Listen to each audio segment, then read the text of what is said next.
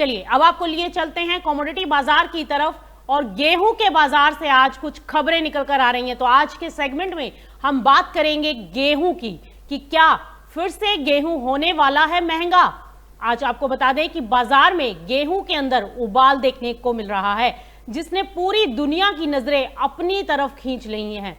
सबसे पहले गेहूं से जुड़ी बड़ी खबर आ रही है कि पिछले हफ्ते अमेरिका के स्टॉक एक्सचेंजों पर स्प्रिंग और ड्यूरम गेहूं की कीमतों में जबरदस्त तेजी दर्ज की गई है।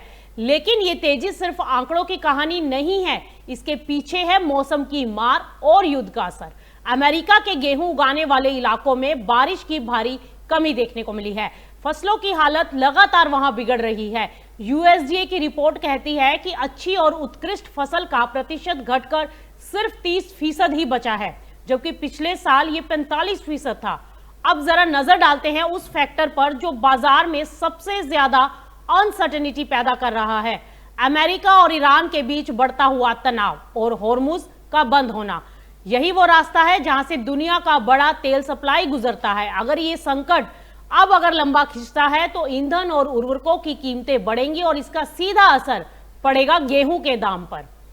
अब अगर कीमतों की बात करें तो शिकागो में गेहूं के दाम में बढ़ोतरी देखने को मिली। कंसास सिटी में भी तेजी दर्ज की गई, जबकि मिनियापोलिस में भी 4% के आसपास का उछाल दर्ज किया गया।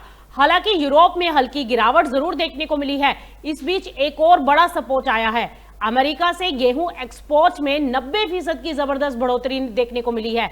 तो वहीं दूसरी तरफ यूक्रेन के बंदरगाहों पर हमले हो रहे हैं, जहाजों को नुकसान हुआ है और ये सब सप्लाई चेन पर दबाव बना रहे हैं। और अब सबसे बड़ा अलर्ट, ऑस्ट्रेलिया में बारिश की भारी कमी, यानी गेहूं की बुआई का रकबा 7 साल के निचले स्तर पर जाने की आशंका है ऑस्ट्रेलिया में। इससे मतलब साफ है कि आने वाले समय में सप्लाई और घट सकती है।